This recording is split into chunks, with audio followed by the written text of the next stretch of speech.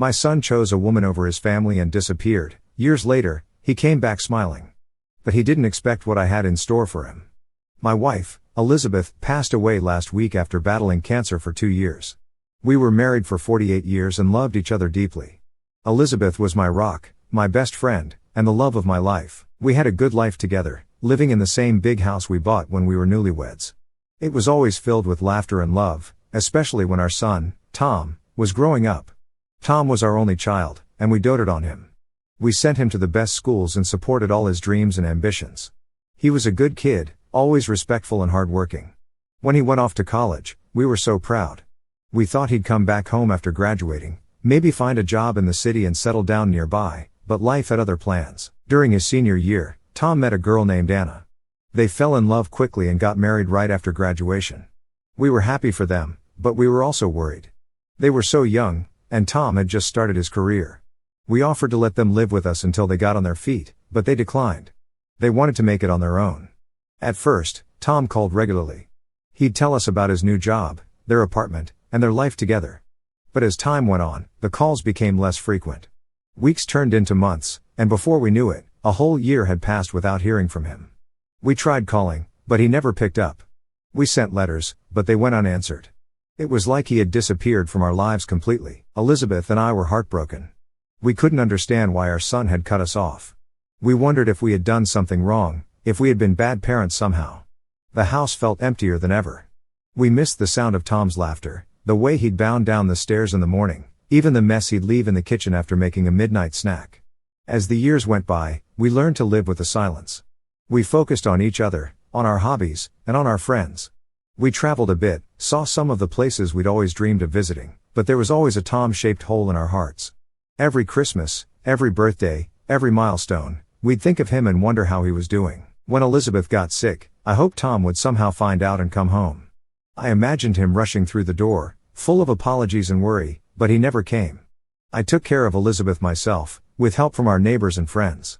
It was hard watching the vibrant woman I loved fade away, but we faced it together, just like we had faced everything else in our lives. After Elizabeth passed, I was lost. The house felt empty without her in it. I wandered from room to room, touching her things, remembering our life together. Planning her funeral was one of the hardest things I've ever done. I wanted it to be perfect, a fitting tribute to the amazing woman she was. The day of the funeral arrived. I stood at the front of the church, greeting people as they came in, and then I saw him. Tom.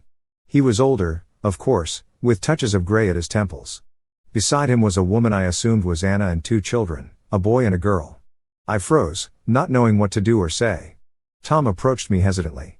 He looked nervous, his eyes red-rimmed, like he'd been crying. We stared at each other for a moment, and then he hugged me. It was awkward at first, but then I felt myself relax into it. It felt like coming home. We didn't have time to talk much before the service started. Tom and his family sat in the front row with me. Throughout the service, I could hear him sniffling beside me. When it was time for people to share memories of Elizabeth, Tom stood up. His voice shaking, he talked about how patient and kind Elizabeth had been, how she always made his favorite cookies when he was sad, how she taught him to ride a bike and bandaged his scraped knees. By the end, we were all in tears. After the funeral, as people were leaving, Tom asked if we could talk. We went to a quiet corner of the church. He broke down then, apologizing over and over for not being there, for cutting us off, for missing out on so much time. He said he had been young and stupid, caught up in proving he could make it on his own. He said Anna had encouraged him to reach out many times, but he had been too ashamed.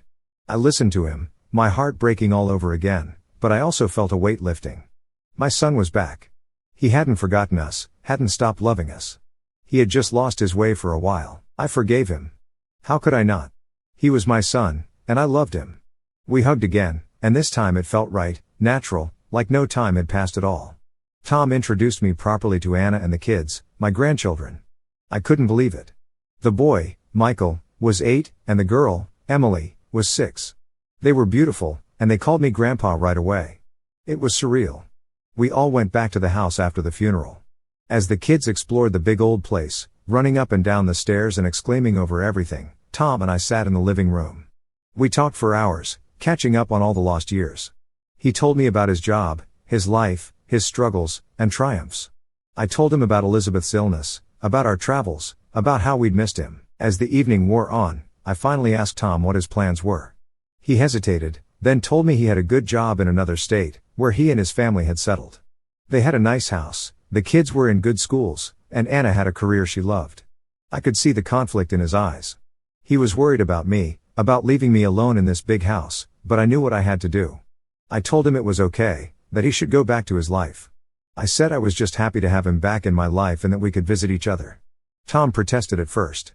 He suggested I sell the house and move closer to them, but I couldn't do that. This house was full of memories of Elizabeth, of our life together. It was my home. In the end, Tom agreed to go back. We made plans for regular visits and phone calls. As they were leaving, Tom hugged me tightly and whispered, "Thank you, Dad. I love you." After they left, I sat in Elizabeth's favorite chair and cried. I cried for all the lost years, for Elizabeth, who didn't get to see this reconciliation, for the grandchildren we never knew we had. But I also cried from happiness. My family was whole again. Now, a week later, I'm wondering if I did the right thing. Should I have asked Tom to move back? Am I being selfish by staying in this house? But then I think of Tom's life, his career, his children's schools. I think of the life he's built for himself, and I know I made the right choice. First, I want to thank everyone for their kind words and support. Your responses helped me feel more confident in my decision not to ask Tom to move back home. After the funeral, Tom kept his promise to stay in touch. He called me every week, sometimes more often. We talked about everything, his work, the kids, my daily life. It felt good to reconnect with my son after so many years apart. About a month after the funeral, Tom surprised me by showing up for a weekend visit with his family. I was overjoyed to see them. We spent the weekend looking through old photo albums, telling stories about Elizabeth, and playing with the grandkids in the backyard. It felt like we were making up for lost time. To my surprise, these visits became a regular occurrence. Every other weekend, Tom and his family would drive down to spend time with me. Sometimes they'd stay overnight, other times just for the day. Each visit filled the house with laughter and life again. I started to look forward to these weekends, planning activities and cooking big meals for everyone. Tom seemed genuinely interested in my life. He asked about my friends, my hobbies, and how I was coping with Elizabeth's loss. He even helped me with some home repairs I'd been putting off. I felt touched by his attention and care. It seemed like he was really trying to make amends for the years he'd been absent. However, about 2 months into these regular visits, I started noticing something odd. Tom began asking more questions about financial matters. At first, it was casual. He'd ask how I was managing with just my pension or if I'd considered downsizing to a smaller home. I didn't think much of it initially. I assumed he was just concerned about my well-being. But then the questions became more frequent and more specific. He asked about my savings, my investments, and even about Elizabeth's life insurance policy. He wanted to know if I had updated my will recently. These conversations made me uncomfortable, but I tried to brush it off. I told myself that Tom was just trying to make sure I was taken care of in my old age. Things came to a head last week when my sister, Linda, came to visit after Tom and his family left on Sunday evening. Linda sat me down for a serious talk. She told me that several of our relatives and close friends had noticed Tom's behavior and were concerned. Apparently, Tom had been asking them questions about my financial situation as well. Linda mentioned that Tom had asked her about the value of the house and whether she knew anything about my pension program. He had even inquired about any potential inheritances from other family members. She was worried that Tom might be more interested in my money than in rebuilding our relationship. I was shocked and hurt by this revelation.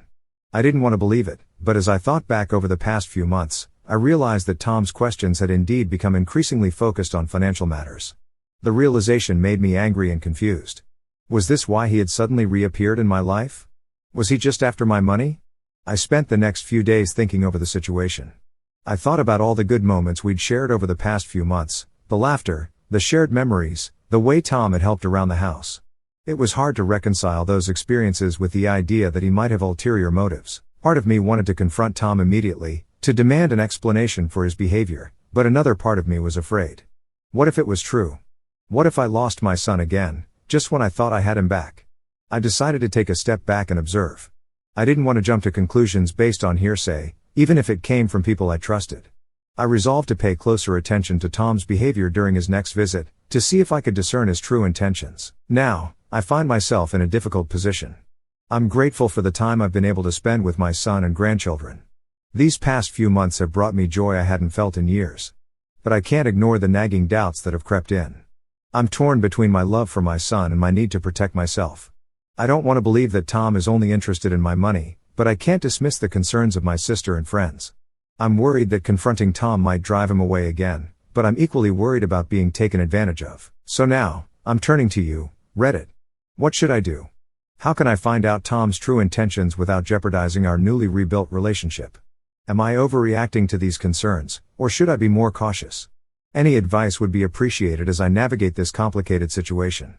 I've made a difficult discovery about my son's true intentions. After much thought and consideration of the advice I received, I decided to test Tom to see if his renewed interest in my life was genuine or motivated by financial gain. I came up with a plan that I hoped would reveal Tom's true colors. I decided to tell him that I was ready to sell the house and move closer to him and his family. I thought this would give me a chance to observe his reaction and see how he'd handle the prospect of me actually becoming a more permanent part of his life. When Tom and his family arrived for their next weekend visit, I waited until after dinner to bring up the subject. The kids were playing in the living room, and Tom, Anna, and I were sitting around the kitchen table. I took a deep breath and told them I'd been thinking a lot about my future. I said that living alone in this big house was becoming too much for me to handle. I told them I missed having family around and that I had decided to sell the house and move closer to them. I watched their faces carefully as I spoke. Tom's reaction was not what I had hoped for. Instead of looking happy or excited at the prospect of having me nearby, he seemed taken aback. He exchanged a quick glance with Anna before asking me if I was sure about this decision. His voice sounded more concerned than pleased. Then Tom asked the question I'd been dreading: how much did I think the house would sell for? I told him the estimated value, which was quite substantial, given the size of the house and its location. As soon as I mentioned the figure, I saw a spark of interest in both Tom and Anna's eyes. They quickly recovered and started talking about how great it would be to have me closer. They discussed potential neighborhoods where I could live and even offered to help with the move. But I couldn't shake the feeling that their enthusiasm was more about the money than about me. As the evening went on, Tom and Anna became more animated. They talked about all the things we could do together once I moved. They even suggested I could babysit the kids more often. On the surface, everything seemed positive, but something felt off. That night, after everyone had gone to bed, I couldn't sleep. I kept replaying the conversation in my mind, trying to make sense of Tom's reactions. As I was about to go back to my room after getting a glass of water, I heard hushed voices coming from the guest room where Tom and Anna were staying. I know it wasn't right, but I couldn't help myself. I stood near the door and listened. What I heard broke my heart. Tom and Anna were discussing the prospect of selling the house. Tom said that with that kind of money, they could pay off all their loans and still have plenty left over. He talked about renovating their home, buying a new car, and taking luxury vacations. Anna sounded excited too, but then she asked about where I would live. Tom's response chilled me to the bone. He said he would convince me to move into a retirement home or assisted living facility. He argued that it would be better for everyone. I'd have round-the-clock care, and they wouldn't have to worry about me. Anna seemed hesitant, but Tom insisted he could persuade me. As I stood there listening, I felt a mix of emotions wash over me: anger, hurt, disappointment, and a deep, aching sadness. This was my son, the little boy I had raised and loved, now plotting to take my home and put me in a facility just to get his hands on my money. I couldn't bear to listen anymore. Without thinking, I pushed open the door. Tom and Anna jumped, startled by my sudden appearance. The look on their faces when they realized I had overheard their conversation was a mixture of shock and guilt. For a moment, we all just stared at each other in silence. Then the dam broke. All the hurt and anger I had been holding back came pouring out. I accused Tom of being greedy and selfish. I reminded him that he hadn't even bothered to come see his mother when she was dying, and now he was back just because he needed money. I told him I knew about all the questions he'd been asking our relatives and friends about my finances. I said I had hoped he had truly wanted to reconnect, to be a family again, but now I saw that it was all about the money. Tom tried to defend himself. He said I had misunderstood, that he was just trying to plan for the future. He claimed he was worried about my well-being and wanted to make sure I was taken care of. But his excuses rang hollow in light of what I had just overheard. Anna sat silently, tears streaming down her face. She didn't try to defend Tom or offer any explanations of her own. Her silence spoke volumes. I told them both that I wanted them to leave immediately. It was the middle of the night, but I couldn't bear to have them in my house for another minute. Tom protested, saying they couldn't just pack up and go with the kids asleep, but I was adamant. As they hurriedly packed their things and woke the children, I sat in the living room, feeling numb. The grandchildren, groggy and confused, asked what was happening. I couldn't bring myself to explain. I just hugged them and said goodbye, wondering if I would ever see them again. Before they left, Tom tried one last time to explain, to apologize, but I couldn't hear it. The trust was broken, and I couldn't see how it could ever be repaired. I told him not to come back, not to call, not to contact me in any way. Then I watched as they drove away into the night. The house felt emptier than ever after they left. I spent the rest of the night sitting in Elizabeth's favorite chair, wondering how things had gone so wrong. I thought about all the happy memories we had made in this house, Elizabeth and me, and then with Tom as he grew up. It seemed impossible that it had come to this. In the days that followed, I went through a range of emotions. There was anger at Tom for his deception and at myself for being so easily fooled. There was sadness at losing my son and grandchildren all over again.